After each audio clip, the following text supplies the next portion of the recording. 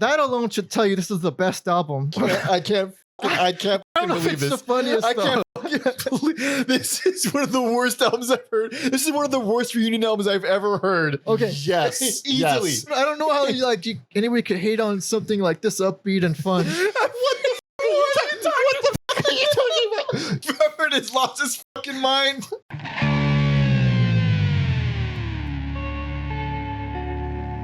Welcome to Every Album Ever with Mike and Alex. My name is Michael Mansour, and I'm joined, as always, by my exceedingly patient co-host, Alexander Volts. Say hello. Hello.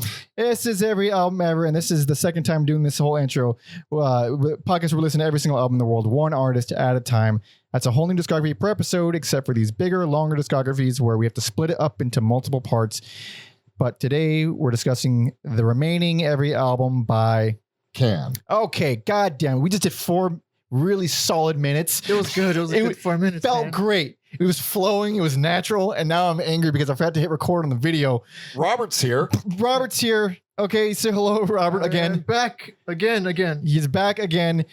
He's here because we learned too late that it was foolish not to have him on for our first. By the way, watch the first part on Can that we did. That's all like the fun, good Damo Suzuki years. This episode will be detailing the rest. And I was speaking with Robert after we had done the episode and put out the episode, and he was just throwing factoids at me that should have been in the episode but weren't because I just didn't know, and I didn't realize he had this knowledge. Me neither.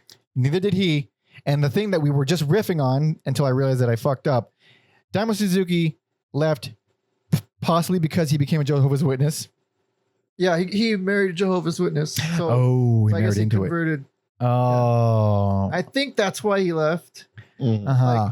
You know how some religious people get, with Yeah. music and stuff. Yeah, especially the ones that don't like Christmas and they don't like any holiday or birthdays or blood transfusions. Or if you blood wanna, transfusions. Yeah. or if you want to go to sporting events and say you're not rooting for any team. Can't have fun. Can't have fun. And False That's worship. what the Stooges song is about. No fun. You know that? It's about JWs. it is not. You're lying. You're making a joke. You're making a goof. Sing it, my babe. The wife is Jehovah's Witness. No fun. That album was possibly the worst lyric album I've ever heard in my life. But it's now true. I'm gonna be 22. I said oh my and a boo-hoo. Yeah. Those are literal lyrics on fucking 1970 And nothing has or changed. 1969. What? Nothing has changed. Except- 22-year-olds are still crying. That's true. Yes, I don't Yeah. know. Oh. Check out the episode on the Stooges. And Malcom Mooney left. Why? Oh, I think he had a breakdown and repeated upstairs, downstairs over and over again on stage. Well, Just mumbling upstairs, downstairs. yeah, I'm pretty sure. Upstairs, downstairs, upstairs, downstairs. Those are Gosh, can lyrics. Sound like can lyrics.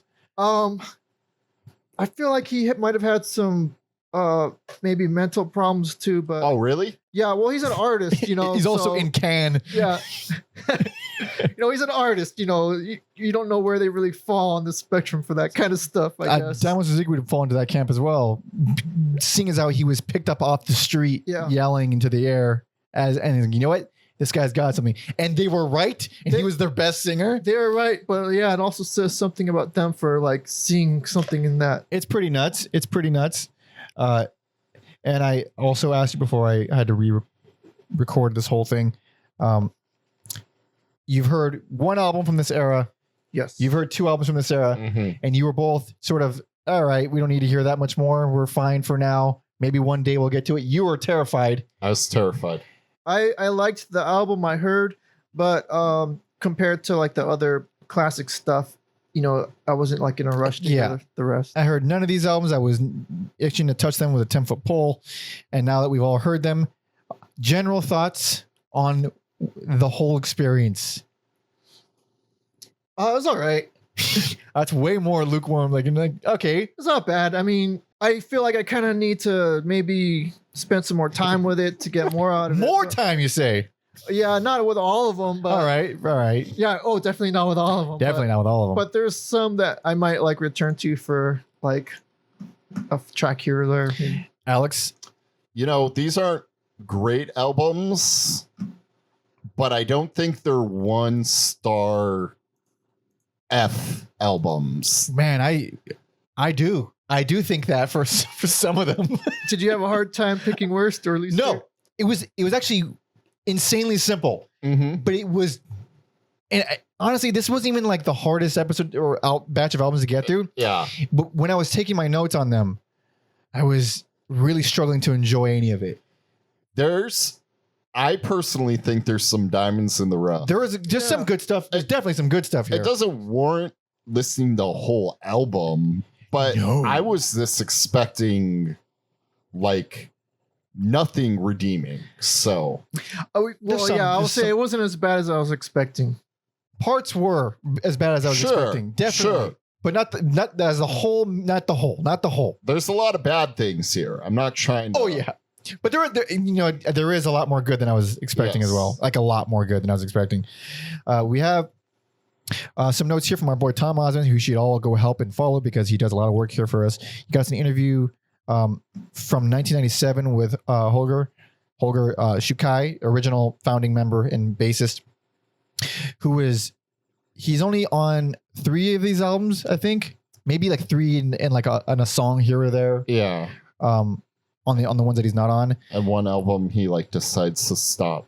Yeah. Well, I think he move to like sound effects. Yeah. Instead of Yeah. bass? And that's like only on one track on that album too.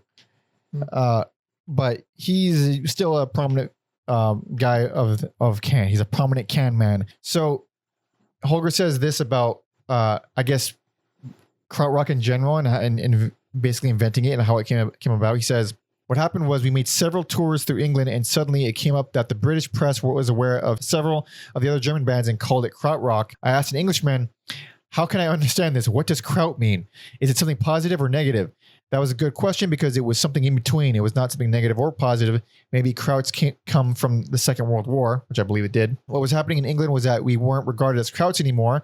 We were more or less naturalized into England. How this happened was a miracle. We were Germans, but we came there several times. When he was asked on whether Can was the originator of the punk style, he said, punk? What is punk? It's kicked out people who had bad parents and never took care of the kids. They went out with their elbows, slam dancing, and tried to make their own way. I can very much understand this. This is happening with this underground electronic scene now. They're exactly the same people, but somehow they are the best people you can work with. I don't know why. Then Tom asked us, what do you guys think? Do you hear a direct link from Can to English punk bands of the 70s? Now that you've overdosed on Can, do you hear the influence anywhere else? And honestly, that's something that I've always kind of been puzzled by because I don't hear it. They sound way more hippie to me. They do. Yeah. Jammy hippie. I don't feel like a pro on 70s English punk. I would have to listen to a few things back to back, but I have, as in terms of like hearing Can other places, I feel like on previous episodes I've brought up Can during random bands. I hear their stuff everywhere. I can't think of very many punk bands, especially 70s punk bands, that felt jammy and hypnotic because they were Get Out. That was like the entire Maybe like post-punk bands. yeah, for sure, post-punk bands. But I could probably see them as an influence in the way like early Pink Floyd was, just because if you think about like Syd Barrett's guitar playing and stuff, it's like really raw and like people that like, regular Pink Floyd, a lot of them hate that era of the band. They think it's like garbage stuff, Yeah. So it's like, I don't know. I guess I could see the punk in that. I mean, if you think of like Holger's bass playing compared to it's Roscoe. Right? Roscoe, yeah. Yeah. Holger would be more on the punk side for 100%, sure. Like 100%. Like raw and expressive and like his own distinct style, whereas like Roscoe's a musician. He's a musician, Yeah. yes, indeed. And we left off with Damo Suzuki leaving after Future Days, which was a nice, fine album. Enjoyed that album quite a bit. Yeah. What do you think of Future Days? I like it a lot. Good album. Yeah. Yeah, good album. All right. Now to retroactively, what would you have given best and personal favorite to? If you had to just guess from remembering the albums right now. Probably. Gosh, how do you pronounce it? The one with the can in front. Ege Bamiasi. Probably. That was mine as well. Yeah. Probably. Yeah. Because I think Future Days might have been a close contender, but Tagamago was like stronger than I remembered. That was his best and personal favorite. Hard to go wrong with any of those. It is hard. It is hard. Great albums. Check out that episode. Please check out that episode. But anyway, so for the most part, now we have guitarist Michael Karoli on vocals, and then also Ermin Schmidt, the key player. He does some vocals as well, but it's mostly Michael, I believe. Mm-hmm. And man, he's just a German guy, and he's just sort of kind of talking. That's his vocal approach, I think, for most of these albums. You know what I felt like? Damo became such a integral part of their sound that like everybody just sounds like Damo to me in some way, like afterwards. Like they're maybe like semi imitating him or something. In a way, they don't yell and like sing the loud notes like he does, because they I don't think they could. But like the rhythmic sense, The talkiness. Yes, that's just exactly what I was gonna say. Copied my homework. We're all just hacks here at Every Album Ever. But maybe we'll agree on if you're here, we're not going to fucking agree. Robert. If you're here, we're not going to agree. That's established. It's always the goddamn case. But for this era, we have 1974 to 1989. First album of this era is 1974. Last one is 1989, which was technically a reunion album. Although I don't think they broke up. They just had a long hiatus. But Yes. I mean, 10 years gap between that album and the one before it. So And then Paul Mooney comes back. So it's Paul Mooney and not Paul Mooney. Malcolm Mooney. Paul Mooney's Paul a comedian. Mooney. Yes, Paul Mooney. That's a better RP. Yeah. Sorry, Wait, Malcolm Mooney. who's Paul Mooney? Paul Mooney's old school black comedian from like the He would 80s. write for like Richard Pryor Yeah. or Eddie Murphy. Yeah.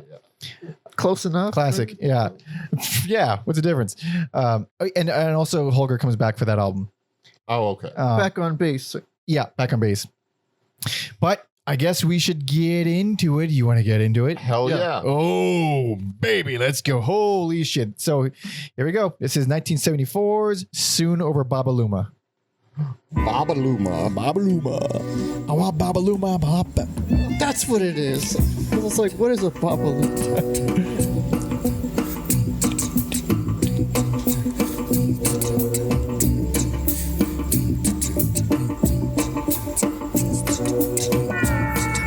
So first thought when hearing this for the first time, this sounds way more like Can than I was expecting, which sounds like a stupid sentence. Oh yeah. But this is like, this is just Can again. This is one of the albums I was familiar. So I knew I was good here. This is one you heard as well, Robert? No. Oh wow, okay. I mean, it seemed like probably the most famous one out of this era, maybe. That's Michael on violin as well, Dude, which sounds fantastic. it's so cool. Like, I think Tom on the earlier notes on episode 1 made some like reference to MF Doom, and this like I could see Doom using. Oh, this kind of sample. Yeah. I don't remember any violins on the earlier albums before this.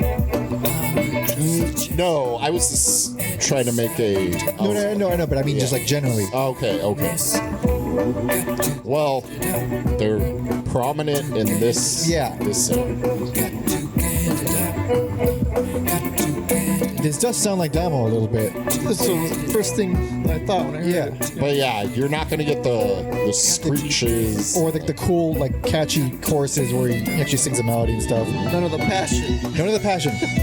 But this fucking rules.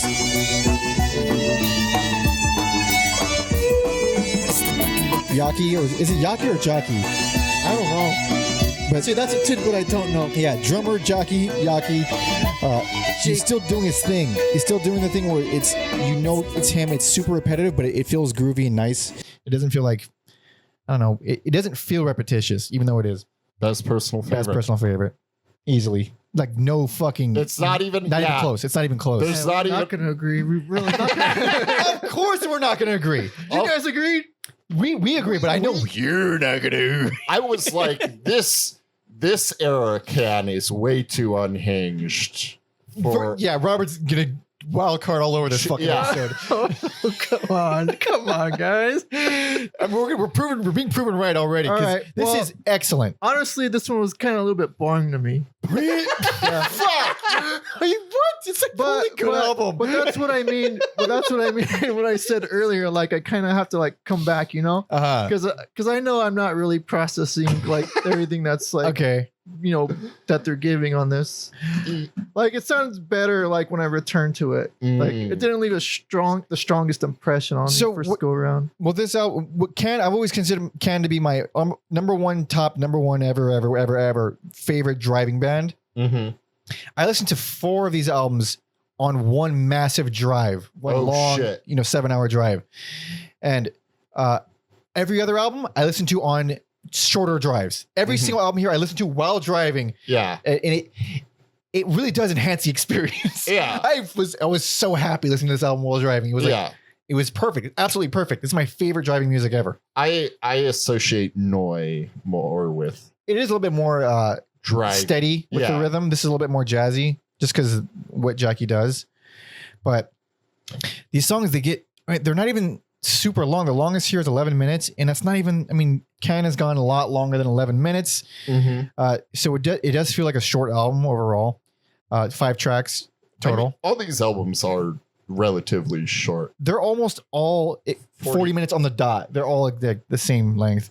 Also, just thinking of this coming after Future Days, it's not really like a fair comparison, but I can't help but like do it, you know? It is and it isn't. Like, I think this is a great roadmap where the band could have gone after Damo.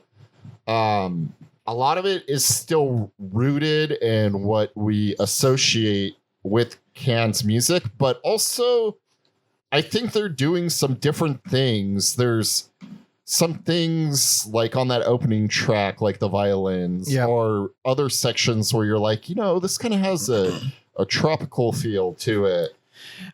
Was it Como Está la Luna? Is definitely nothing like any of the previous albums. That has this weird main hook. It's like these almost robot vocals, Yes. or heavily organ fucking thing. Yeah. It's super gothic sounding. And I think Ermin's singing on that one. There's Super Eastern sounding, very melancholy. Yeah, there's even some stuff where I'm like, this sounds very like Latin inspired. There's a lot of Latin stuff. That one is especially Eastern, and I've noticed it feels like they've been dabbling more with Eastern stuff in this whole era, way more than before. Yeah, and I kind of also like this is the like tropical era of Can for some reason. Yes, yeah. Oh my god. I'm gonna save my thoughts about it until we get there, but it's like, and then I thought this was gonna be a more like mellow, subdued album, but Splash comes on, and it's almost like Mahavishnu orchestra Mhm. adjacent, probably because the violins. Oh yeah. So I think there's like maybe distorted violin on it, like around 5.5 minutes in maybe. yeah. Okay, which song? Which song? Splash. Splash. Right, yeah.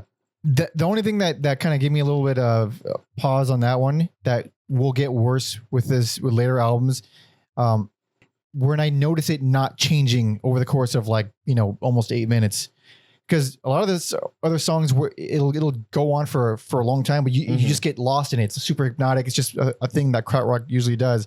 But when I notice like it hasn't fucking done anything else in a while, then something is missing in that little magic formula there. And it gets way worse later. I still like the song later. a lot. Yes, later. But I didn't notice it this early on. Here I'm still very much hypnotized. That's why it kind of lost me. Like on this one. Oh. Yeah. I mean the later like parts of the album, like the more I guess you maybe say ambient kind of Mhm. sections or whatever. Well, yeah, because Chain Reaction and Quantum Physics are basically one long, 19-minute song. I didn't really realize it was two separate. Yeah, things. Chain Reaction is more of a song. It's 11 minutes, but it's songy. It's a song. It's very dancey, very rhythmic. It's almost like embryonic techno with that rhythm.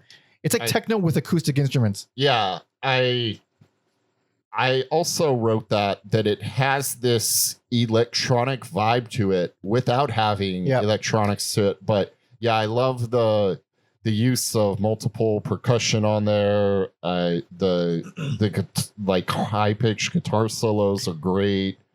It's oddly like the most German sounding song they've had up to this point because it has so much like techno in it. And it does.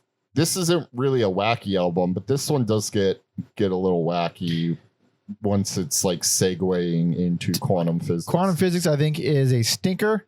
And it's 8 minutes and it doesn't fucking do anything. It doesn't do anything.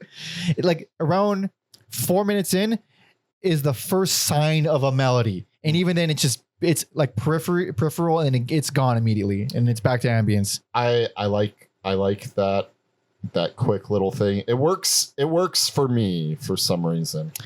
You just got lost in the groove. It did exactly what a quality krautrock album is supposed to do. I suppose it did. Yeah, it's a different feel, but it's still very much can. And because Damo's gone, it feels like they had to like sew up the edges, like the ends of it, like where I was just watching a fucking Cal Dunnigan sketch. Like you cut a piece of cake out of it and you try to mush the rest of it together to make it whole again. That's what it feels like without Damo here. Like they're trying to like work around, like they had this really prominent thing that worked so well. And now they're missing a giant piece and they're trying to like, all right, well the vocals can't be as big of a focal point as they used to be. So let's try to like mush it together so you don't need them as much. So you end up getting more lengthy jamming and kind of hypnotic stuff. Less the song. jamminess is kind of my big problem with this era. Yeah, this it's a lot of it. Yeah, it's almost the entire thing. The whole thing about I forgot what I was gonna say. You're saying like it's something missing or whatever. They had to they had to sew it up real quick. Like that the feeling I was getting was that but I keep having brain farts. I don't remember. there it is. It's gone. It's gone. That's how I feel about this album. I'm just like kind of like you had 7 jobs. 6 jobs. How many albums? 7 albums, 7 jobs. Yeah. All you had to do is remember how you felt. But I suppose that's a perfect example of how you felt. The instrumental thing. It made me think like,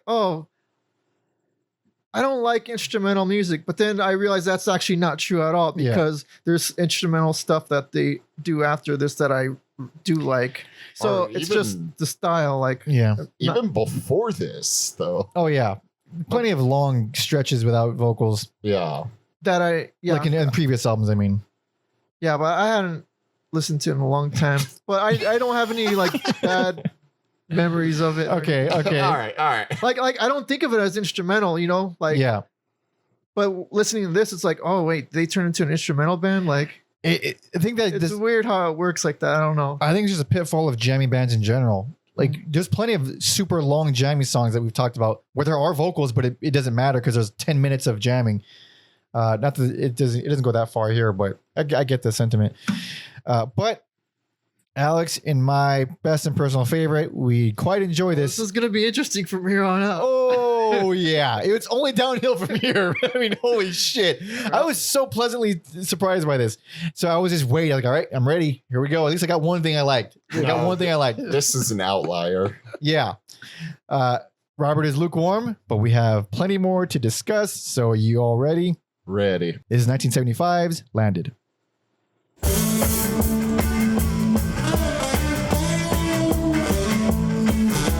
See, give it a couple on your phone. Oh, yeah. There we go. I made it hard today. Wow. For her to do it to Is that Holger on vocals? And if it's only to hold her, I couldn't tell you. I think it's him and she's kind of hard to carry. It is Holger. It's Holger and Ermin. Had to go and take her out. Boy, this song, huh? You know, Something to know. it's not what I would go to Cannes for, No, it's not. but it's better than I thought it would be. It's better than what? Than I thought it would be. Oh, This is like Cannes doing American hard rock. this perked me up like right away after hearing the previous Really? album. But it's also the album that I heard. Oh, it's the one you Yeah, heard. this is the one I already knew. Okay. So it's But Can't it was still a welcome change though, even though I had already heard it. It's Can doing rock and roll, that's for sure. On this song at least. This song, yeah. Yeah, well, this is pretty weird right here. This is weird. They do have some weird breaks.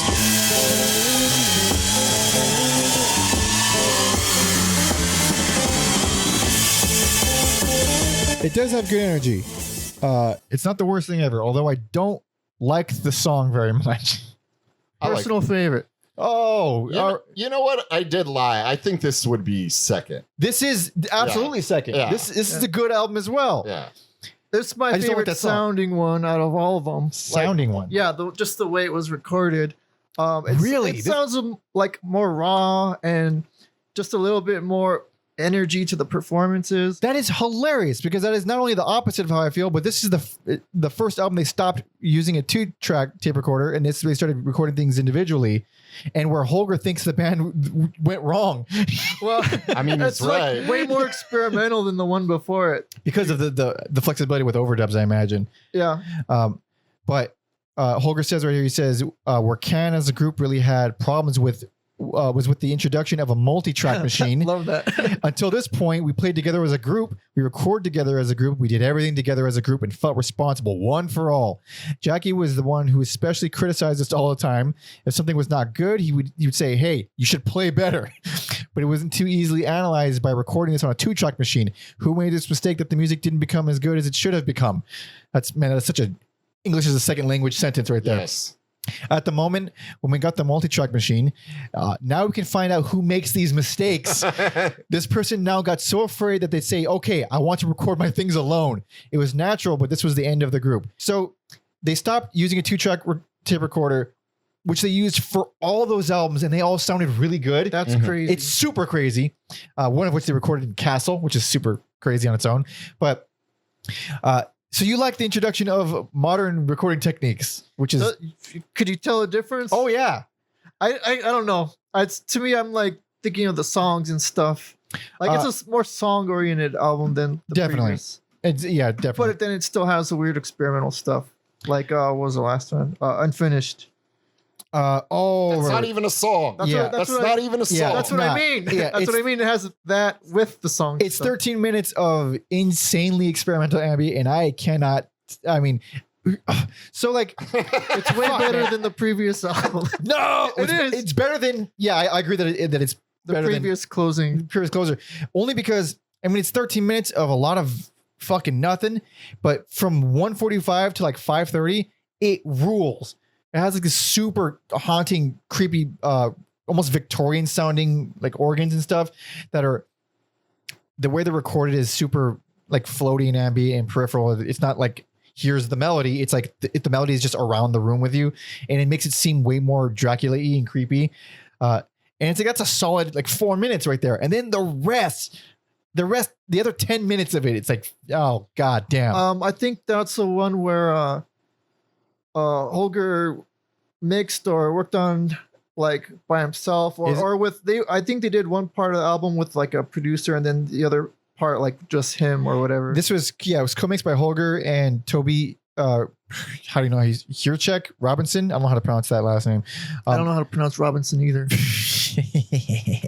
According to Tom here, he says he previously worked with Stockhausen and later wrote soundtracks for UK TV, including an extensive list of Doctor Who pieces. Hell yeah. Though he didn't compose the famous theme, that was Australian composer Ronald Earl Granier. Yes, I started going down a rabbit hole. Okay, You know what? that's who did the Doctor Who theme. I'm glad you did, bud. I'm Hell glad yeah. you did. Hell yeah, brother.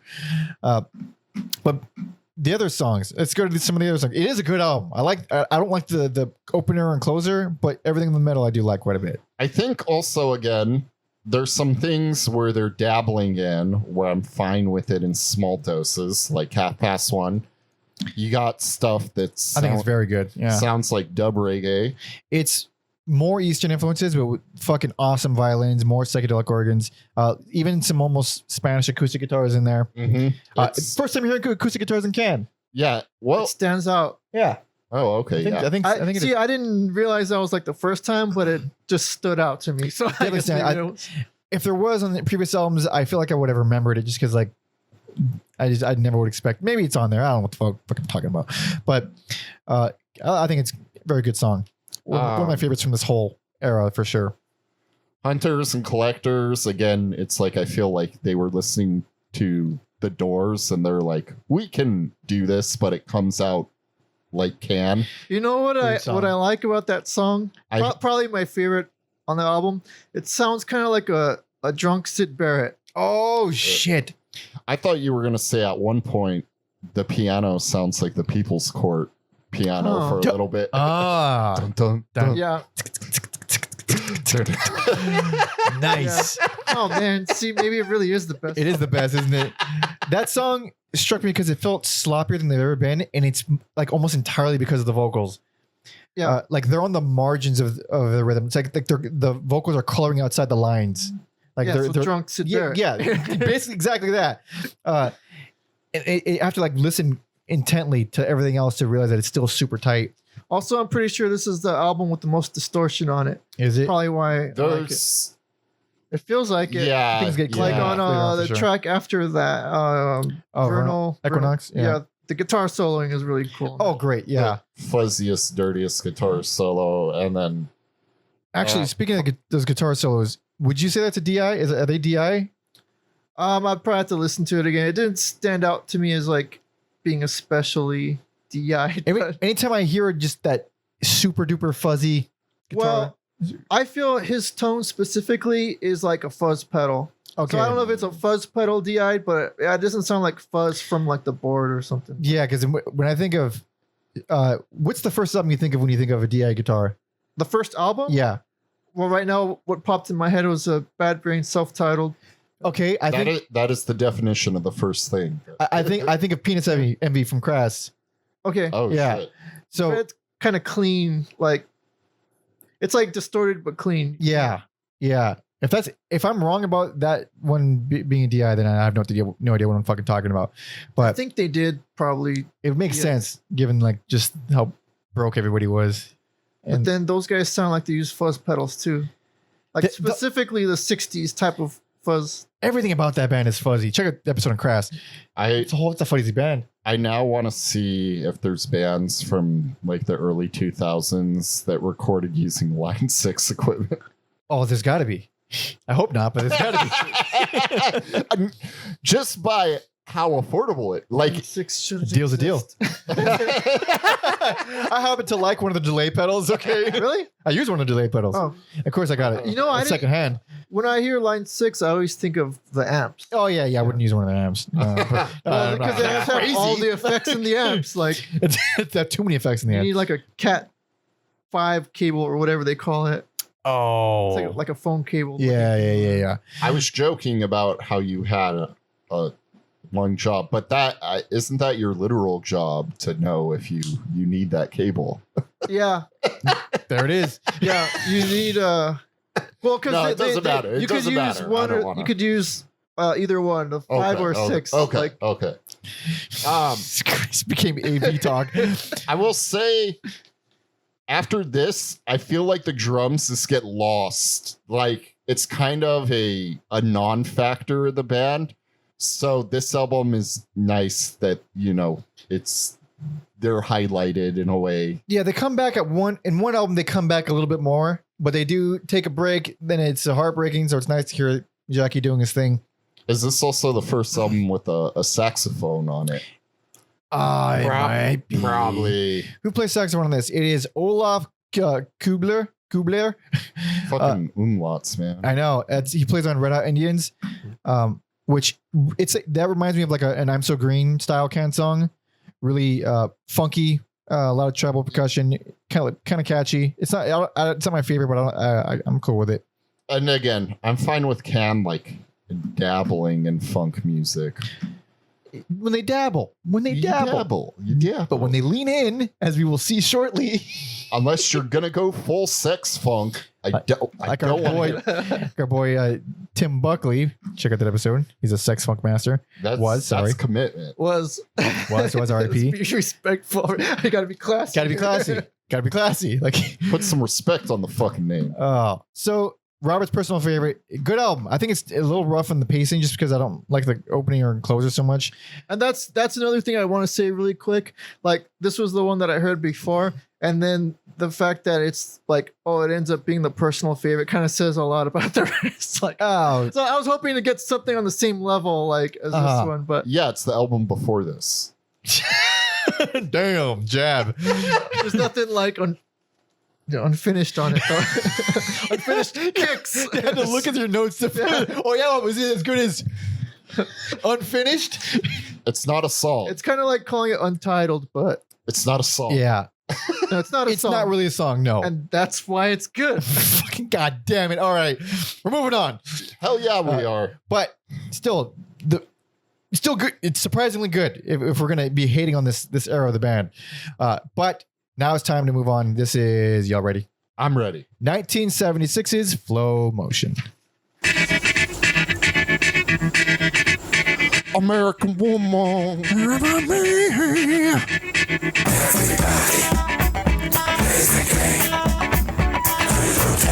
Hello Disco. This is insane. Oh yeah.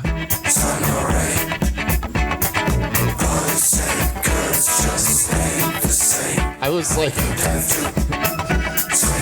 they decided to do like bright, like xylophones. Decided to sell out. It sounds like steel drums. and or steel Yeah. drums, like horn guitars over like Yeah. I don't know what that effect on How Soon Is Now, the Smith song. Oh. There it is. See, this is actually kind of catchy. It is kind of catchy, but it's like ABBA did this shit way better. I mean, this. This feels like someone was like, peanut butter and jelly's good. What other two things can we match together? And it's kind of acceptable, but also it's just like, no. Yeah. And it's like novel. It's a cute song, but I wouldn't say a good song. Who's this Peter Gilmore? Peter Gilmore wrote most of the lyrics on this album, and I don't know who the fuck he is, nor can I find out. I mean, I'm sure I could find out if I tried. He's in Pink Floyd. No, Robert. No, Robert. Hey, I'm the tidbit guy. I think I know. I think I know Peter. I was going to say Gabriel. The fuck is this? Anyway, I think this is their first bad album. I think this is a terrible album. It's one of my least favorite of this whole era. I couldn't believe how much this album stunk. But it's not the worst. No, That's it's not what's the worst. crazy. It is. Yeah. It's so not the worst. Well, this is my worst least favorite. Holy shit! What the fuck? I think you're out of your fucking mind. I saw this coming. You thought this would be my worst? I knew you weren't going to pick worst, the one that deserved worst. I knew you weren't going to give that one worst. I knew you were going to give something else worse. Oh man, now I really because there really is an album that the band considers the worst. Well, I mean, we'll get to that. I hope we do. So this sucks. This album sucks. I couldn't go back to this one. Like, I'm gonna have to rely on my notes heavily because, yeah, I just knew like I hate the way it sounds. Yeah. It's a drag to listen to. Sure is. It doesn't feel like it's the first album that really doesn't feel like Can. Nothing I about mean- Can here. Nothing about them. You have the 1-2 punch of Cascade Waltz and Laugh Till You Cry, Live Till You Die, Oh my god. where they're this fully, openly reggae now. Yeah, it's pretty upsetting. It's like deeply upsetting because Cascade Waltz is just pure tropical reggae. It's so corny There's attempts to make it weird with the electric violin, right? or like, yeah, these electronic effects, but Yeah. it's just more like, what the fuck are you guys doing? Yeah, it's putting lipstick on a pile of shit. And then Laugh Till You Cry is they're leaning into the most dorky, corny bullshit they'll get cornier and dorkier in my opinion. Yeah. But this is like, how about let's just suck for a while, guys? How about we try being shitty? I mean, it's not catchy. It's just off-putting, goofy reggae. I think the main violin line isn't awful, but it's like it's almost 7 minutes of just what the fuck. The violin line may be the only redeeming Yeah, thing definitely. about that song. What's that instrument that Holger's playing on Smoke? It's it it's gin? gin. Yeah, gin. What the fuck is a that's gin? the one with It's like. a genie. No, I'm just. Well, that's what it literally says on. Wikipedia takes you to a page on genies when you try to click on DJIN.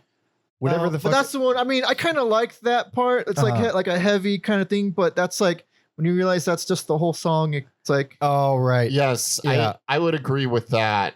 Where previous albums, the repetition is fine, but even at a shorter 5 minutes, it's like you kind of wore out your welcome here. So I gave like the final 2 tracks a soft pass, as in like they're fine for this album. They're awful for other standards. Because Smoke it's like full. It feels more like at least they're being weird and experimental. It's like full tribal and kind of. It's still too long for what it is, but at least that. And then the title track, which is the longest thing here at 10 minutes. It's like it's the only thing on here that kind of has a little bit of like, well, it's kind of groovy and hypnotic. It's not like offensive. If you compare it to any of the other driving hypnotic can songs, it fucking blows. But when you sat through shit like Babylonian Pearl, it's all right. It's fine compared to that shit. I like the title track a lot. You like it a lot. I like it a lot. See, I gave it a pass. I don't love it. I give it a pass though. Maybe I'll go and listen to it away from other garbage, but this was like, okay, this is like this like krautrock reggae thing they're trying to do and nailing it for me. Where the other ones are just like, you're missing the point. You're not doing something right here. Yeah. That one, I'm like, that song, that's the one that nails it. I would say nails it is a generous way to put it. I think it's fine. I think it's cool. I like how surreal it is. I like the noise, the off note guitars. It works for me. Robert, thoughts on the title track? well, I just put, okay, this is the long demo of the album. Sure is. Now the thing is, as much as I didn't care for this album, I still, this band still has something that you can get from them, For the most part. There's always going to be at least something a little interesting Yeah. going on somewhere on the album. So it's not like I hate it and I'll never listen to it ever again. I have that for a different album. Oh, this is gonna be good. I wonder if I already know it. But yeah, I mean, I think the thing that bothered me the most about it is just really like the production. It's just like, Shiny. It's for sure. it's just like Yeah, it so is. commercial sounding and like it's kind of like, Can we're a pretty big influence on like the experimental, like more like even like there's like punk bands that were into them and stuff. Yeah, definitely. But like when this comes along, it shows you that they're more in alignment with like the disco like era. There was just like legitimate and more is basically a disco song. It's a nothing disco track. It's like the shortest thing here. It feels like It's with like the chanting vocals, right? we wanted to put something disco on here. Let's do it. Let's do and more. You didn't have to do and more. No. the problem with that song is it feels like an interlude. It's a long interlude. It It's is a shitty long disco interlude. I think it's fine, but it's like, how do you compare this like morsel compared to like a 10-minute thing? It's just, It's the shortest song, but it's like the length of the longest Kink song. yeah, it doesn't Underrated band. it doesn't stand a chance, even if they. And then Babylonian Pearl is just like funky dad rock with a minor key chorus. It is the cheesiest. That's Pretty fucking cheesy. Yeah, I think this is when I felt the dad rock vibes coming in. Yeah. And it would stay for a while. It doesn't there's oh boy. It gets worse than that, I feel like. I like how Full Moon on Highway is pretty dad rock, but that's okay. I don't find that one okay. To be, That's true. That's I true. didn't like either one of those guys. Sometimes I like dad rock, so There's a I love couple me some Neil Young. tunes. Yeah, I love me some Neil Young. I love Neil Young, actually. I bought so many Neil Young albums. I think I like A Horse with No Name. That is not Neil Young. yeah, But yeah, it's better than Neil Young. I'm talking about dad rock. All right. It is ultimate dad rock. yeah. It's some sort Ventura of. Highway. Oh, God. I feel like if you were a crazy horse, you wouldn't have a name anyways. So Yeah. sorry, I Yeah. guess. Oh, yeah, that was a pun. It was a crazy horse pun. All right, Yeah, I was like, how am I not connecting these dots? So This is their first stab at commercial, and it's hilarious. They were Wait. trying to be commercial. Yeah, what was their motive here? I believe it was commercial.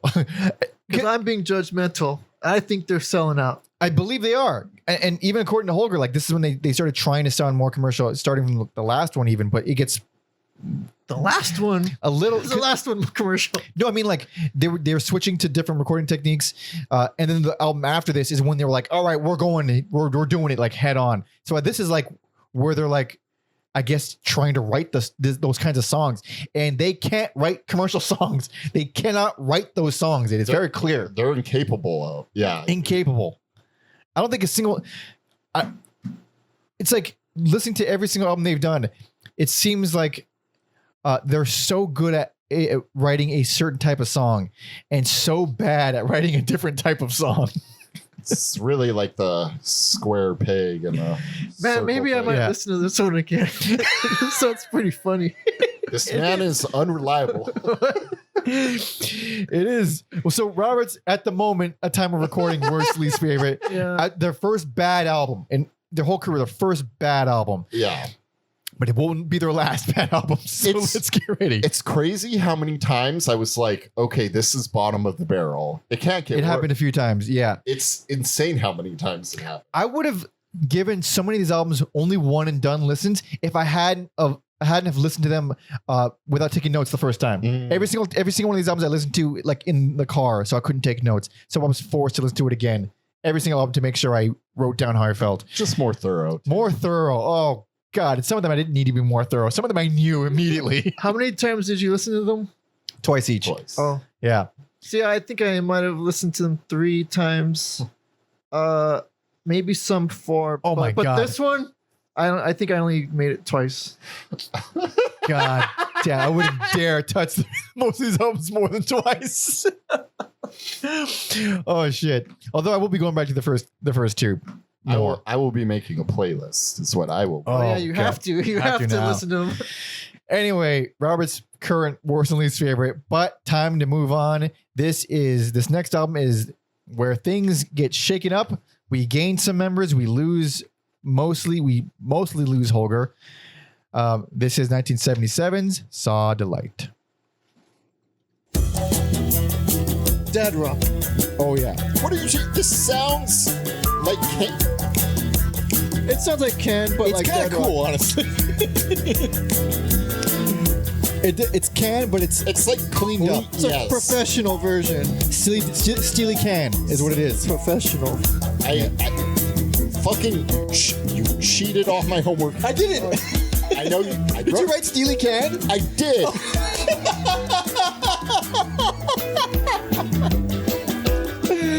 But for a different, because I was thinking about Steely Dan on a few. Well, then I'll say Santana. That's pretty good too. Because I didn't think Steely Dan, I just think Santana. Okay. I was like, oh, I'm so clever. I'm gonna fucking kill with this. The song isn't that bad. It feels like someone imitating Can. Yeah. Also, if you listen closely, that's a significantly better bass player.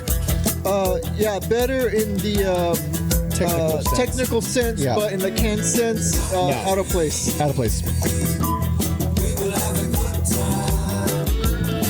Almost generic. That's I think it's every member on vocals. Okay. Yeah.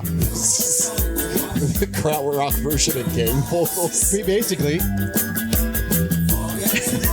You're right. I do hear Santana from this too.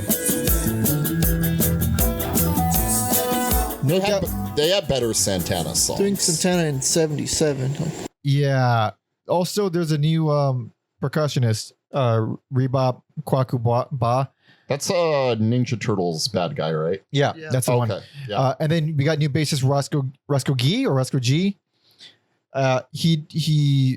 On bass. He should get the brunt of the blame for this era. Yeah, 100%. Because not only is he like basing it the fuck up on all these songs, he sings lead on several songs, and those are just a different band. Whenever he's singing, it's like, what the fuck? Well, and he's writing now too. He's also writing, and this is the album where Holger fucking leaves, basically.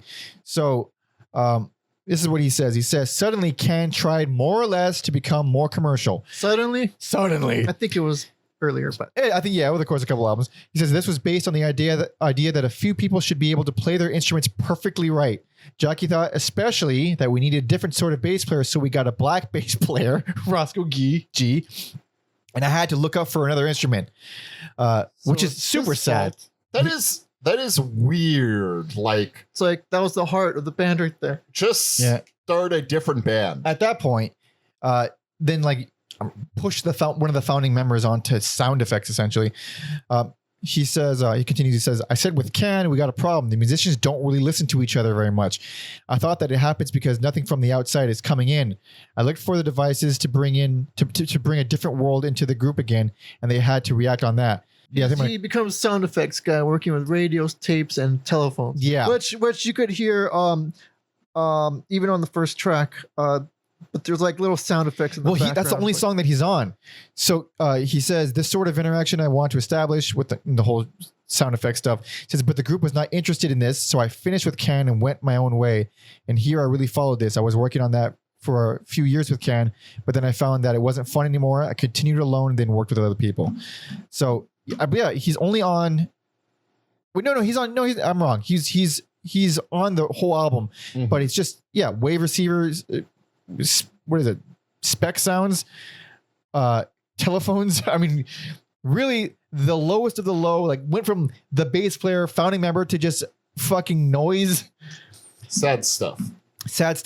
But the album, oops. Oh boy. This is an interesting one. I think it's slightly better than the other one, but still pretty fucking bad. I kind of like this one. All right, but you know what? Not at first though. Yeah, because at first I'm like, oh man, the Dead Rock vibes and But it was Animal Waves. Animal Waves is fucking rough. That is the album. Yes, it is. I'm with Robert on this one. I think the old me would have got fatigued with Animal Waves, because really after 9 minutes it could stop. Yeah. But now I'm a sick man, and 15 minutes ain't shit.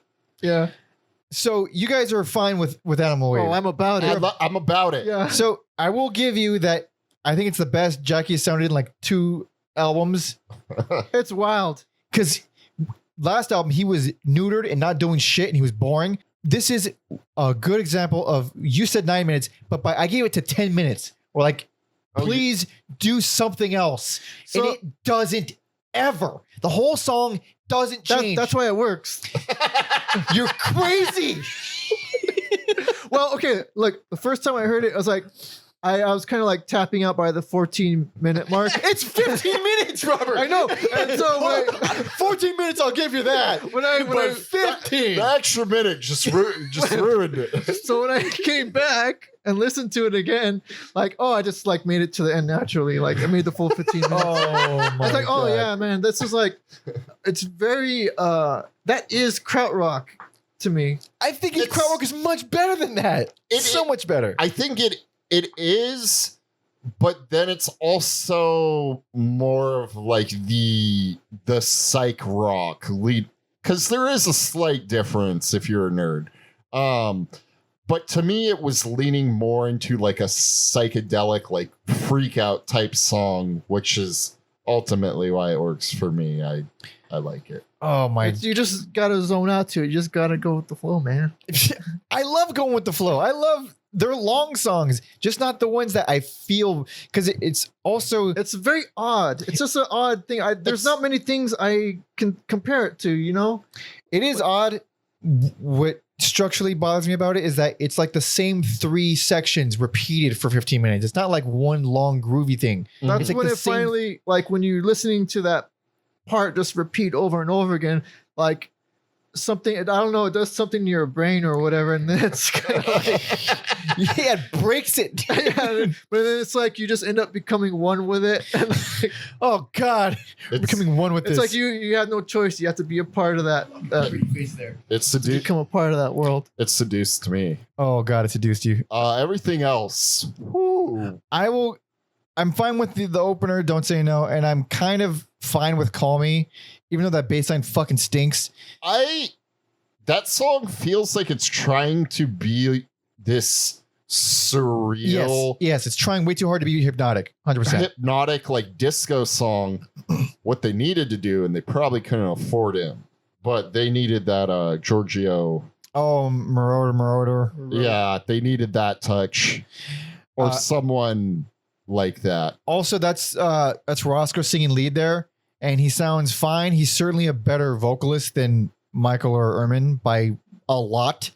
Stylistically, he's pretty average. He sounds fine. Well, him and the other guy, weren't they both from Traffic? They're both from Traffic. Yeah, that's right. And Yeah, that's like That's dad rock right there. that is. Oh boy, check out. Was it Blind Faith? There we go. We did an episode of Blind Faith a million years ago. Steve Winwood, baby. What is your thoughts on Steve Winwood? I've only heard a little bit of Traffic. Oh yeah, I've never listened to I don't Traffic have at all. a strong opinion, except I didn't like their version of Under My Thumb. I don't know if I've even heard it. I don't. Wasn't that Blind Faith? Or? Blind Faith? That They was a million years. that was Can't Find My Way Home. Or maybe that was their own song. You know what? I'm forgetting. I don't know. I just wasn't as good as. It's like they took. Don't you love it when somebody does a cover song and they remove what makes the original good? Oh, I love that. That's what they did. Okay. All right. Fair enough. Well, I guess while we're talking about this, I said the positives, but I guess the negative that I would say about this is, it's pretty much a background music album.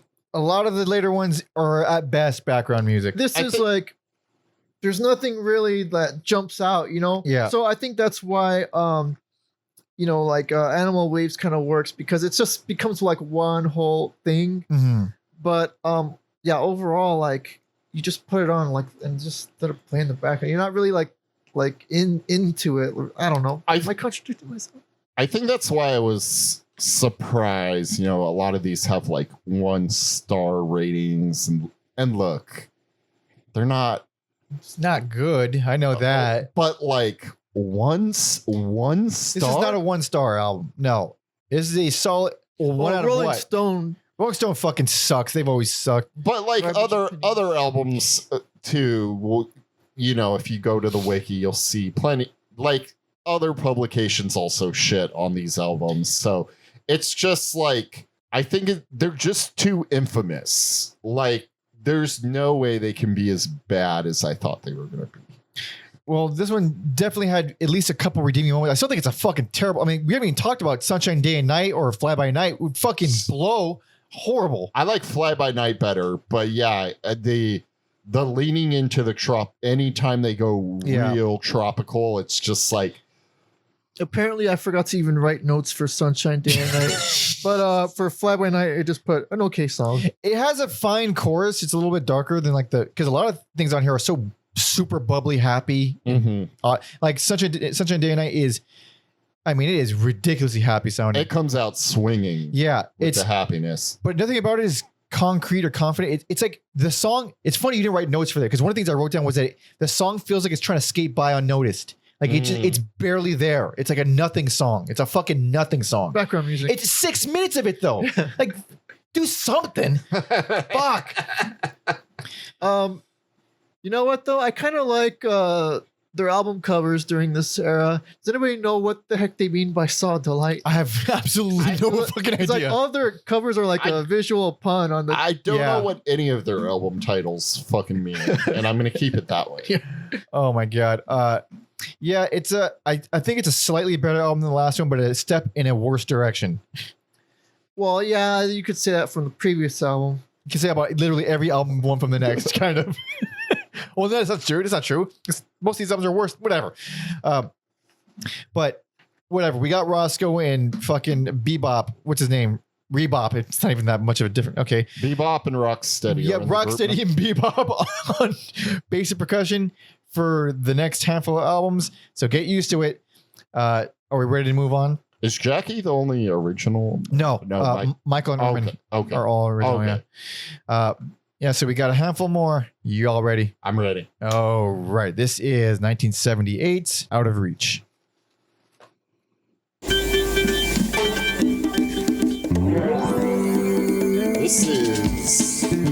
This is bad.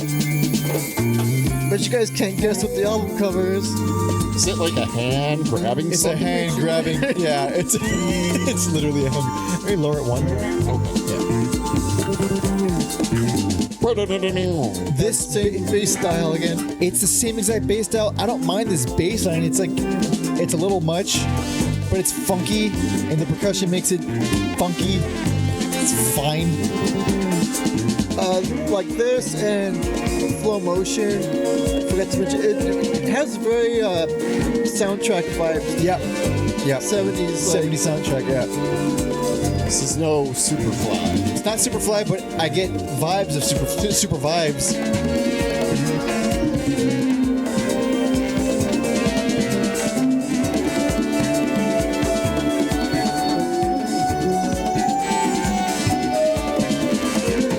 And these synth lines they're just so cheesy. They're It's just almost like they took two different songs, Yeah. and just smashed them.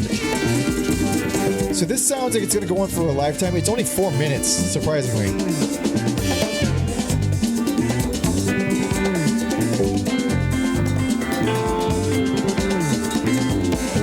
But I will tell you that it doesn't change. So that's basically it.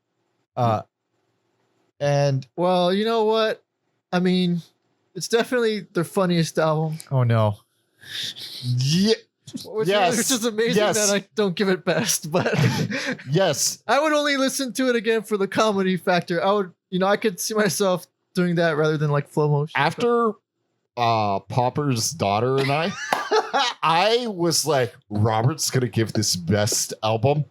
The vocals are Oh my god. so Are fucking. you actually giving this best? No. I mean, I was the like, funniest. fuck. It's Holy funniest. I thought he No. would.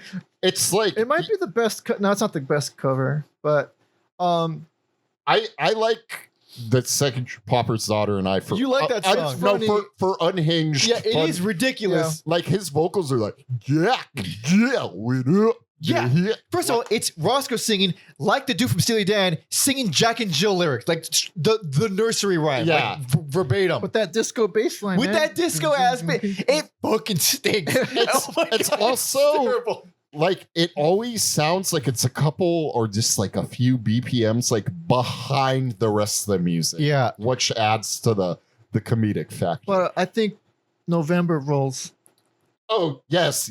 You like November? I do. Oh my God. That's their best Santana song. It's super loud. Look, again, it's another song where I'm fine with it, but I notice it going on for 8 fucking minutes. I feel it lasting is it? after 7.5 minutes, whatever. After Animal Wave, it's nothing. Yeah, that's right. God that's, damn. That's probably why. If I wasn't sold by Animal Wave, I'm not gonna be sold by fucking Sankana. See, Santana, the Mars can. You guys don't think it's a funny album? It is a funny album. It is a funny album, Talked guys. about how funny I Guys, thought that guys. track was. How do you say it? Like Inobe God. Come on, guys. It's not that bad. I know. I don't think it's that bad. I thought we were out of the reggae tropical stuff. And then like Inobe God comes, I was just like, oh my fucking God, what are we doing here? It is weirdly emotional sounding, and I don't mean that in a good way. Well, look at this is the one that's disowned by the band, right? It was Is it out this of one? print for a while. They Oh, I wouldn't didn't know even that. reprint it. Oh my God. And then I think they did, but they tacked it on with the next album. Uh-huh. It's like one album.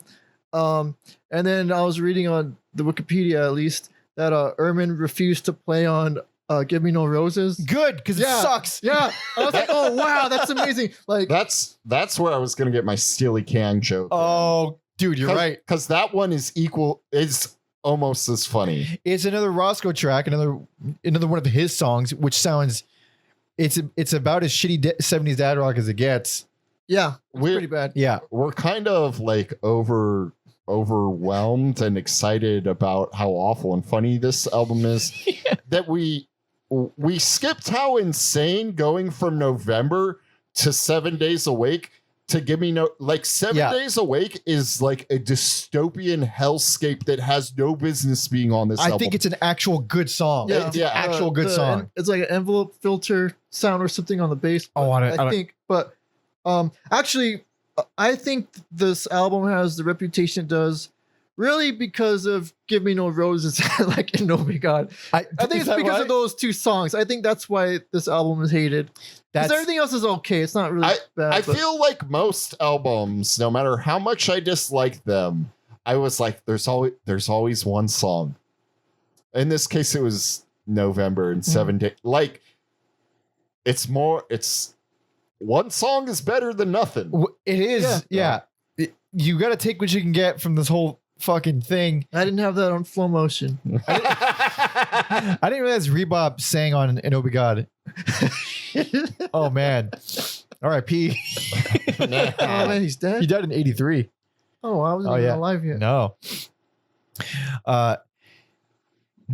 Yeah, this fucking sucks, but I mean at least it's funny. At least it's funny. At least it's funny.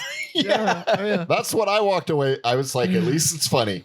God damn it. I would love for more bad albums. Man, to you guys be really funny. thought I was going to give this best. Yes, We can't know. you We can't know. You've given albums best because you thought they were funny. Or at least personal favorite. At least that. Yeah. minimum. No, I think And best you've is- clearly chosen violence again. Yeah. Yeah.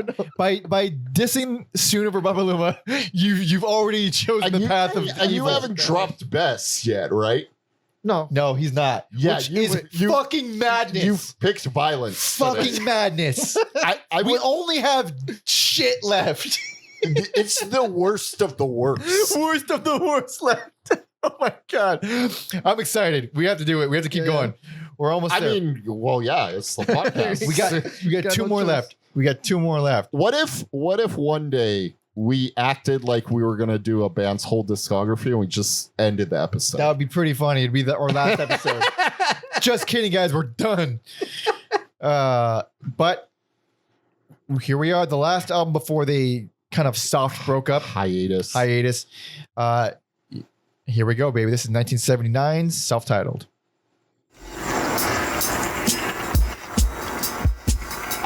Also, probably the worst album cover. For this one, Yeah. it's cute. It's cute, but it is so 70s. God fucking damn it. What? Oh, those harmonics. I know, the harmonicas. I know you're not a fan of the harmonicas. Very rarely. Yeah, I think the only time I thought they were awesome was Ecstasy's first album. That is a weird little album, even amongst Ecstasy. Yeah, I like yeah. harmonica in There's a Place by the Beatles. Oh, okay. Okay. It's very like minimal. Like as long as you can't tell it's a harmonica, it's okay. And that shit John Popper don't use. Or Ennio Morricone. Oh, that's Morricone. true. So I found this. Well, it isn't. I don't want to listen to this for that fucking long. No. But around 250, these super bright synths come in, and then these really cool guitar melodies come in. Yeah, I know it doesn't sound like it now, but this is the most noise sounding song they've done. Yeah, Like, it does sound more like noise than it does sound like noise. It's the most krautrock sounding thing they've done in a fucking long time. But yeah, it's like there was some like grime and genuine thing where on the earlier albums where now it's just like it's too clean, it doesn't. It has this song has remnants of the Can we know and love, But with like the wimpiest production with zero energy. But I say for this era, fucking not bad. What I think worst least favorite? You get I have to off myself. I'm gonna walk out this room right now. Look, this one. The plot This one. thickens. This one. This one. You know what comes next, Alex? And look, that's not great, but What? it falls into the at least it's funny camp for me. Oh yeah, but for now, this This is fucking boring. it is absolutely boring. But there was moments here I'm like, all right, that's fucking better than the last album. I'll take that. You know what Yes, this sounds like? Sodom. That's it. Sodom? That's one. Well, That's imagine one. that. You know the Yeah. story of Sodom. This is the soundtrack for it. This is the soundtrack, Sodom. But it's only 6 minutes. Animal Wave's 15 minutes. It's better. Sodom is a little is very spooky compared to the rest. It's dirty. It's fuzzy. It's it's on the darker side. yeah, it fucking rules. I think it's the best thing on here. Easily the best song on here. Best thing is Can.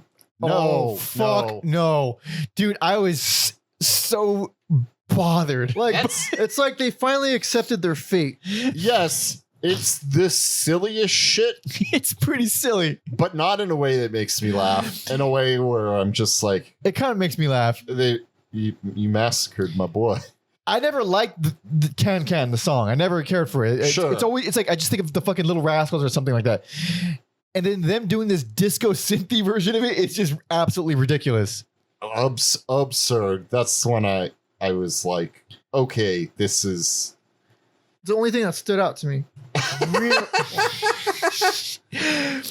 I mean, it's. I only noticed Sodom because of the title. I was Oh like, my God. That's what it. I mean, the Can's a hit for a reason, right? So I of course, guess. you're gonna, Ping pong actually stands out too. But I mean, it's just 23 seconds of ping Nothing. pong sounds. It It's is- literally ping pong. they delivered. Sunday I Jam is disco as shit and bland and boring. yes, it's a little funky. There's some dirt on it, but it does fall into the bland and boring. The other song I'll give it up for is A Spectacle. Oh yeah, yeah. I don't love it. That has a very similar bass line to Serpentine, like it's the quintessential Roscoe bass line. Yeah. The Roscoe bass. It's line. yeah, he has a style. It's some cool hi-hat work. It's not super interesting or innovative, but I wasn't offended by it. And then Can Be, which, man, the drums on this album are really offensively bad. Jackie's is not trying at all. It's so fucked up. And on that song, it's pretty fucking boring. I like the song. I'm fine with the song. Okay. It's like an extension of Can, Mm-hmm. but with just like less of Can. It's I'm pretty sure we talked about it on the first Can episode, but it's like the drums don't need to be the star of the show, but when they're this completely a non-factor, you've lost the game for me. They are a non-factor on this album, 100%. It's yeah, this is one of the most bland, unforgettable things I've In a nutshell, it's like it sounds like Canigan. They're Canigan, but Yeah. they're spent. Yep. Yeah, they're tired and older, and there's no creative juice left in the tank. but really not that much. They put out an album every year pretty much. Yeah, but it does seem like Can. That's what it seems like Can, and in that sense, I'm grateful for that compared to some of the shit we had to sit through, the fucking disco dad rock shit. It's like they were there all along. They They weren't never though. really went away. They did. They sure did. They did. God. And yeah, we've talked about this before. That's the greatest sin in any form of art for me. For is when, when you're bored. for me, when you're bored or when it's boring, give me batshit crazy insane stuff if you're gonna make a bad album.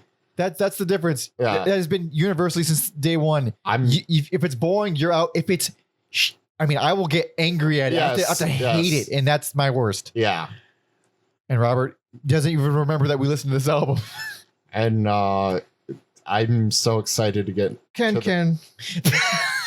let's get to this next album. See, that's the 'cause- thing. That's the thing. When the thing that stands out is like a novelty cover, like that's the most memorable thing. Like, but I guess there's some cute guitar harmonies on Can Be.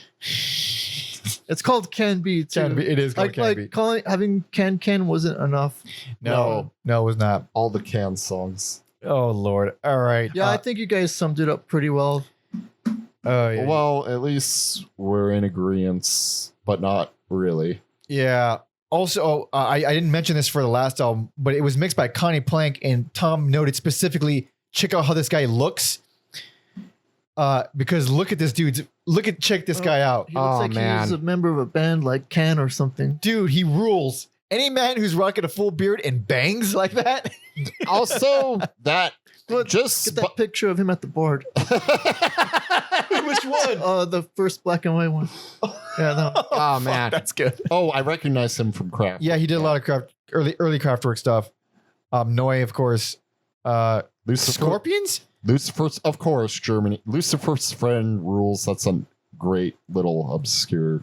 This was engineered by the self-titled album was engineered by Edward Meyer, who also worked on David Bowie's Low, Lust for Life from Iggy Pop, and a few Tangerine Dream records, among other things. That is a fucking shame because I love the way all those other albums sound. Oh, like Low's like top 5 Bowie. Oh for me. shit! And then it's funny because the production is one of the things I hate the most about this album. It's so weak and sad and flimsy. But around here, I guess Jaw Wobble from Pill put out an album with Jackie and Holger called "How Much Are They?" It was an EP, which I think it's hilarious because I guess you were saying before that Can influenced a lot of punk bands, and they influenced definitely John Lydon and the Buzzcocks. Holger says about this, he says, I was more than surprised, actually. I remember that in England, I met Jaw Wobble, a Public Image at the time, who had a 6-pack of beer.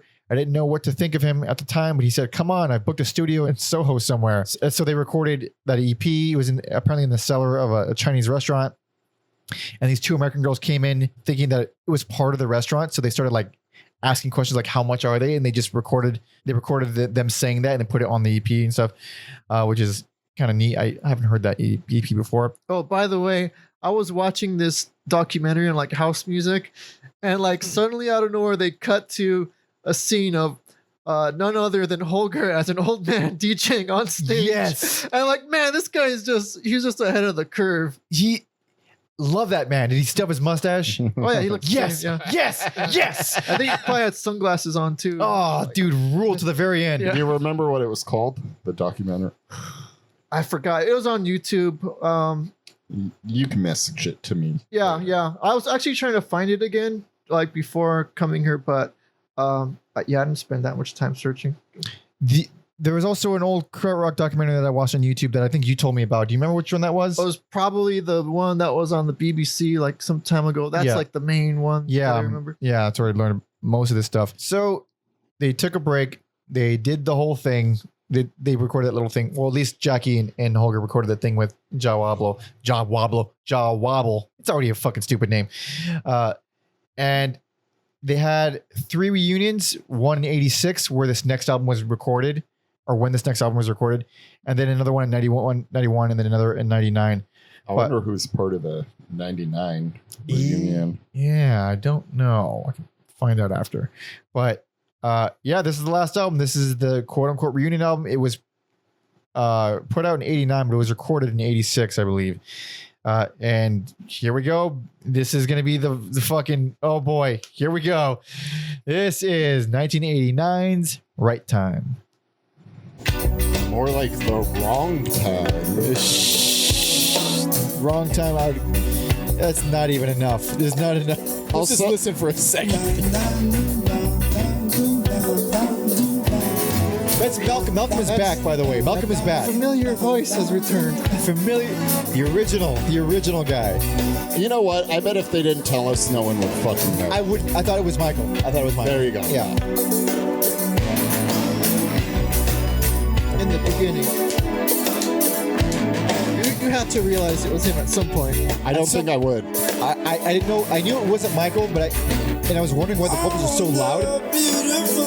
I knew he was. Here's the thing. I know it's him. I recognize it as him, but I didn't think there's no way it would be him though.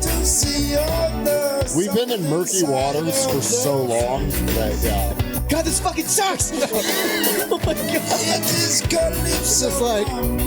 It's just like Peter Gabriel Productions, and like they went to like they got like Malcom Mooney from like the outpatient facility. Said, hey, we gotta stop off somewhere real quick, and then they throw him in the studio and let her do your thing. They threw that mic in front of him.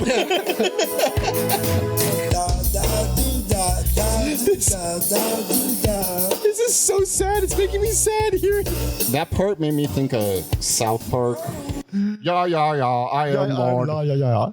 So worst least favorite, because one of the worst albums I've ever fucking heard. Yeah, I thought about Sade, but Sade's is better than. So Robert, you psychopath. When I first heard this, I was like, "Oh man, what's going on here?" Yeah. And then, Can I just? I'm gonna go home now. Please go home. You have to. If my name wasn't on this podcast, it continues. Sorry. so, when it comes to judging these albums, there's a certain criteria we have to go by. Oh, sure. Yeah. Now, just with that one description I gave at the beginning about the Peter Gabriel production, like the outpatient facility, Yeah. that alone should tell you this is the best album. Because it's the funniest. It's the funniest, but it's also... I can't fucking I don't know if believe it's this. the funniest, I can't though. fucking believe this is one of the worst albums I've heard. This is one of the worst reunion albums I've ever heard. Okay. Yes. Easily. Yes, yeah. Easily. I literally was like listening to this, and as it went on, that first track, it's not a good example of what the album sounds It's like. not a good example of anything.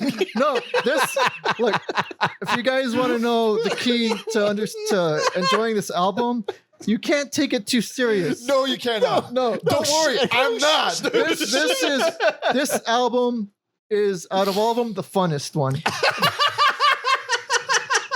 The funnest one was not their second. The second album we talked about on this episode. This Landed. This is Landed. Landed. That's the most fun. I think that's a fun album. What makes this one particularly fun, Robert? Mooney. Yes, he does sound completely Mooney. Mooney is in top form on this album. Fuck. I feel bad for him on this album. Okay. In some respects, you're totally right. No, he is. I love how unhinged and crazy he is. He's No, fucking the nuts. man has a style. He has intent behind what he's doing in the songs. You listen to what was the one below this level? I fucking can't. Don't you dare cite that song. Don't you dare cite that man. song in my presence. Man, this is the man with ideas. Hold on. That song in particular, I don't feel like Mike is, but are you familiar with Wesley Willis? Yeah. Yes, of course Okay, we are. okay. This kicks Wesley Willis. No. Wesley Willis, if you like below this level, you should just listen to Wesley Willis. It's way fucking better. This is way more like crafted than Wesley Willis. It's more crafty because it's not a Casio stock. I was gonna say, No, that's the there's only even, difference. They're really similar. They're really similar. Below this level, it was one of the most confusing experiences I've had with music in recent memory because it's like it's like children's music. It's children's music with a deranged madman homeless guy on vocals. You thought you were agreeing with me. You're agreeing with me. Look, I love the idea of a homeless man doing the vocals. song, We look at all that. do. That's why we got Damo Suzuki. It's more song oriented than Landed even, and it's so it's It like is. there's Yes, there's no dips. It's like this is like each song like after the next, it's just as good as the one before. I was like, if well, you shoot, already man, I have to give this the best. Like, if you think every song is worse than the one before, then you have to give it worse, like I did. yeah, but I didn't think it was worse. I thought it was as good as before. I thought there's literally nothing on this album I enjoy. I don't know how anybody could hate on something like this upbeat and fun. What the fuck are you talking about? You just can't say words. They have meanings. There's something upbeat and fun about this. Well, Holy shit! This What's is a good not- song here? Name me a good song here. what I just did below this. no. If I'm gonna listen to Below This Level, I want to hear someone sing about whooping Spider-Man's ass and quoting like Nappa, the part You don't like the vocal textures, like it goes into like dreamland. You're making shit up. No, it's on the song. Okay, You guys only listened to it twice, huh? I listened to this one while driving. But this is the only one I listened to while driving. Okay, we've referenced this to put on Below This Level. We've referenced it way too many Yeah, times. put it on. We have to hear it because, oh my God. Oh my God, I'm seeing colors now. And I will say, Jackie sure knows when to hit that snare. Jackie's the worst he's ever been on this album. This is just the beginning. It might as well be stock Cassia.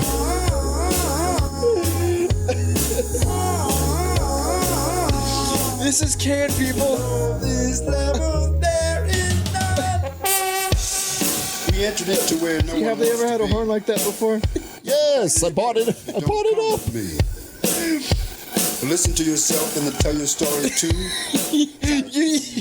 Robert has lost his fucking mind. It was gonna happen sooner or later. Oh my God. Oh my God. I'll just say my issue is because I've been trying to get at it, but there's too many side quests. I love the idea of a homeless man screaming, I love his vocals.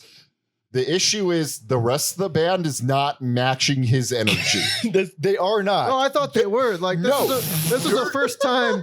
This is like the first time they sound like as a band again.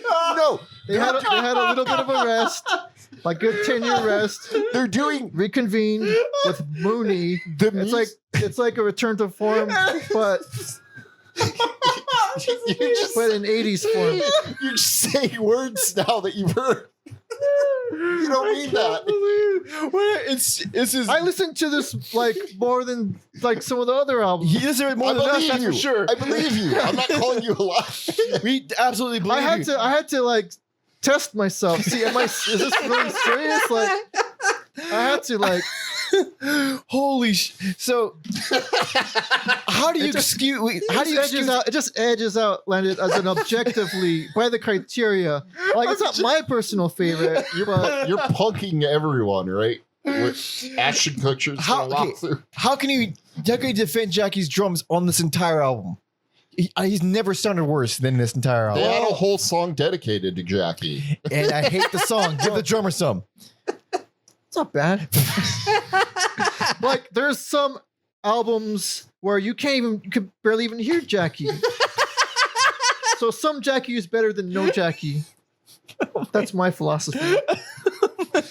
Okay. I have to know your thoughts on all these songs. Hula Hula. That's another catchy one. That one, probably okay. The Hula Hula, and like a lot of the other songs in this album, actually got stuck in my head. So I believe him because Hula Hula is extremely catchy, and I think in the worst possible ways, in the ways that you In the most Mooney way. No, I like Mooney, although it is put on Hula Hula. Yeah, you got to put it on. We have to understand this album because it's such a fucking baffling album, and hearing someone come at it with so positively is the funniest thing in the world to me. Dang, I wish I wrote it down. There's a. If you like beat part and stuff like that, why wouldn't you like this? Because it's Or the birthday party. This is birthday party. fuck, you're basically. right. It sounds like the birthday. Yeah. No, this is not. It's worse. The birthday party would never do something this wacky. Sonny's Burning is this song. Sonny, this sounds just like Sonny's Burning. And I love Sonny's Burning. All right, I'm gonna look at it.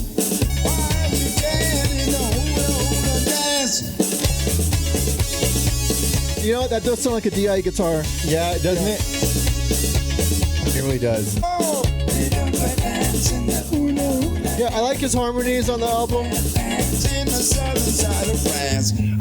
It's just, it's so silly. That's a good example of what I feel about this whole album. Is just, it's bizarrely goofy and silly. Yeah. It's this. I don't know where it came There was from. one. I can't remember. It's got like slide guitar, like Stratocaster slide guitar. Oh, It's totally like Ice Cream for Crow era Beefheart. I want someone to get Adam Sandler and record an album in similar fashion, but Sandler doing like the full like hooba dooba dance. It does so. I can't say comedy album because it sounds like a children's. It sounds like fucking children's music. Pure. Oh my god. Oh, I do like the sinister piano on Give the Drummer Some. that does have a yeah. I like the instrumentation on that song more than probably the rest of the songs, but even the first minute of that song is like whoa. I also think like a new child could be a good song if the instruments weren't so like dated and cheesy. At 7.5 minutes, that song hurts. That song hurts me. It's the only break you get from Cajun Mooney. Cajun Mooney. Yeah. Wesley Willis Mooney. So your argument for this being best is it's fun, it's song format. They're in. I mean, well, Holger's also back on bass. It's a full reunion. It's a It full. feels like Can again, but like, okay. Like if you take like Monster Movie or Yeah. whatever, it doesn't sound like the Damo era or No. anything. So it's kind of like another transition, another movement for Can. So what Can should have been if Damo didn't come in and fuck everything up. I'm kidding. that should have I'm been. kidding. I'm kidding. It's a no. What, I what love else could Damo. you guys have hoped for? No, I know that's a chocolate. So when you put it like that, because I knew it'd be bad, and I knew it would be something I would never enjoy listening to, but this is so hilariously bad. It's so fucking funny bad. See, everything that you guys are saying, like, makes perfect sense. Like when you put this on for the very first time, listening to the 1st song, but then when it moves along, it's like it's not that kind of album at all. This is actually like weird. It is very weird. It is weird, but weird doesn't. It's like it's like they're not trying to be commercial anymore. They're just Certainly not. they're being themselves again. I don't know about being themselves. You don't think? I think it was definitely themselves, because when you take that long of a break, all right, guys, we're doing it again. Let's give them what we got. Let's show them what we got. I don't think they're going in there like calculating, trying to sound a certain way when they're just getting back together. I think this is who they were in 1986, which is pretty terrifying, honestly. I had heard this before because I remember getting into Can and like I was like, oh, this is like Malcolm's back, so I need to hear it. And I thought it was bad then, but I probably this one and done deleted it from my memory. So even knowing that, it still caught me off guard. It is pretty. It's truly flabbergasting. I mean, I was pretty much speechless after just below this level. I was speechless. Incredible album. Yeah, I still prefer Landed. I mean, if I'm gonna go for one, but it's just the most consistent. No, it sets the tone and it kind of keeps it to the end. And I feel like I always say that when it comes to like my best picks. I agree with that outline entirely, but when you hate every song and you find every song completely demented, They're too interesting. The arrangements and everything, the songs are too interesting to like. It's not like all boring like dad rock or like disco stuff. I get the board though, just because of the performances and Jackie doing the most basic, uninteresting shit he's ever done. I think ever. That's why it's like you can't really go into it expecting like a Can album.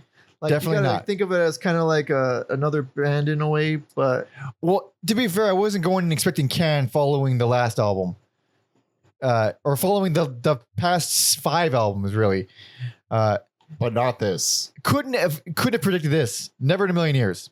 yeah, that's what's good about it. It's like you get to a certain point when you hear so much music, you kind of place like unexpected above good. I get that. but I still like good. I still quite like good. I think And this is good. It's pretty good. I think I mean, it's not fair because it's like Can. I would, even if this No. wasn't Can, I find this to be This a was hilariously bad album. a random band. If this was just a random band like somewhere like somebody in the neighborhood, I'd be like, wow, this is weird. I wasn't like. I would be Okay, interested. I wouldn't say I liked it though. No, that's why it's not my personal favorite, but it's clearly their it's the best. Like Clearly their best. from this era, or this chunk. Well, this is actually like a separate era. Okay. It did definitely. Oh yeah, this might as well be.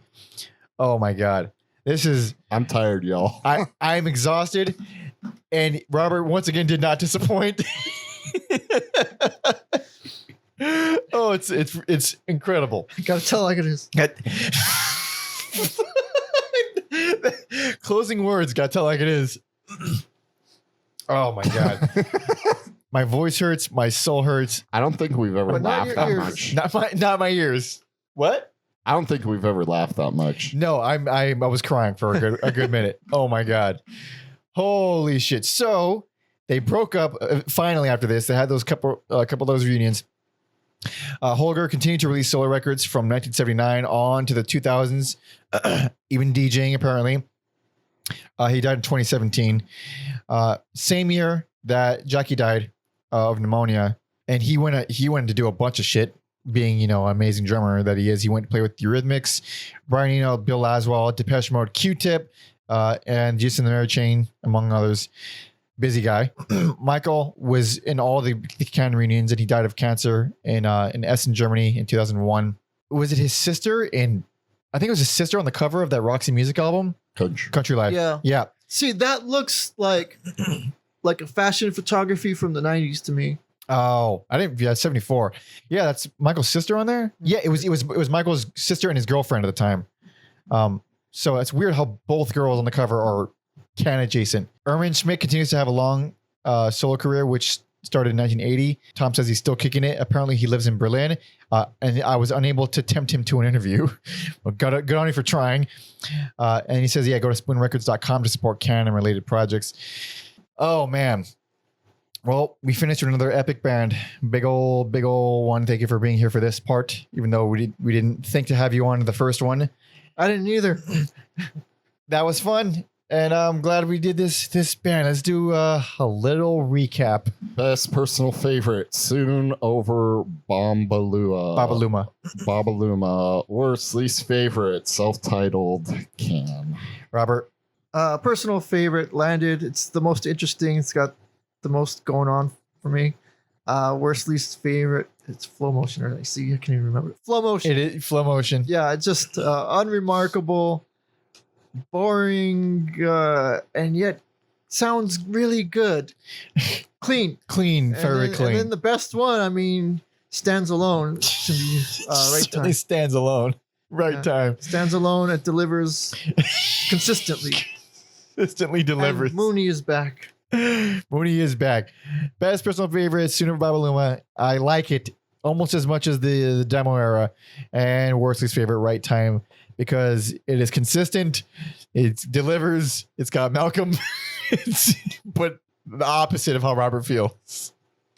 Holy shit. Holy shit, what an episode. What an episode. Thank you so much for listening and watching and hanging out. Holy crap. Like the video if you like it. Subscribe. Do all the bullshit. Talk some shit in the comments. Tell us why we're idiots or why Robert's a genius or a complete and utter psychopath. Both are correct in some way or another. If you want to hang out with us further, subscribe and hang out with us longer. We have a lot of cool videos. Watch the first Can part if you haven't already. I can't imagine watching this part before the first part. Unless you're some kind of weirdo. Some people stumble upon it. Some people stumble, indeed. Some poor newbie. Some poor fuck. Hello. Follow me on all social media at Pounder Monkey and Alex on Instagram at Every album, Alex. Where are you working? What are you plugging, Robert? Oh, you can follow me on Instagram, hoodpass.wick. I got t-shirts you could buy. You can follow me on Twitter. Oh, it's not Twitter anymore. Oh, X. We're calling it So Twitter. We're not going to calling change. it Twitter. Yeah, you can follow me at Twitter, El Presidente _. Right on. But just follow the Athenian Marketplace everywhere. You could find me once a month on NTS Radio, and yeah, Right on. Yeah, and please be sure to follow our history guy Tom Osman, who does all the stuff, all the digging, all the talking to people for us, which is extremely helpful because I can't fucking do it, and Alex isn't doing it. I didn't ask him to do it, to be fair in his defense, but yeah, And I would never think to, because I'd be terrified to be like, we're gonna talk about your band, and maybe that is true. Maybe not flattering. That is fair. We wouldn't do it. It wouldn't happen if it was. You need the middleman in there. The one who has his hands clean. Yeah. So please follow him on all social media at Tom Osman Sounds, as well as TomOsmanSounds.com for all his music related stuff. He's got records out right now, the most recent being Industrial State of Mind, which you can find a link to in the description. My EP, Pounder Monkey, is also there as well. And Robert's album, still in the works for getting re-released. Ooh, re-release. Out of Vancouver. Hell yeah. There's a link to that also in the description. And of course, Patreon, baby. Patreon.com/every album ever. Bonus episodes. You get to see our schedule in advance. You get to vote on polls to decide who we cover next. You get to join our Discord, be a part of our community, and suggest our EA singles episodes. We pick them all out of there. And if you're tier 2, you can suggest a full ass discography for us to cover on our bigger, longer numbered episodes like this one. So go there, please. Thank you. Now we're gonna wrap it up. What the hell are we closing this one with? That's all you. That's Robert, all you. Guest always. I am terrified putting this in your hands, but let's do it. What are we listening to? We could do Animal Wave. No. Oh, you no. 15 minutes? Are you out of your fucking mind? That's like the if it was earlier in the that's the day, normal pick. No, not the 15-minute song. Unfinished. no, 100. I take it back. Oh. Robert can't pay. No, we're going suit. All right. This is why we can't have nice things. I'll compromise. Okay. 1:30. What's that on? Yeah, It's on Landed. Okay. Wait, what? It's the second track on Landed. Robert's not happy. What do you? Hunters and Collectors? Okay, fine. Oh, fine. All right. Fine. We'll do Hunters and Collectors. Jesus. Yeah, I can. Yeah. All right. Thank you so much for listening and watching. See ya.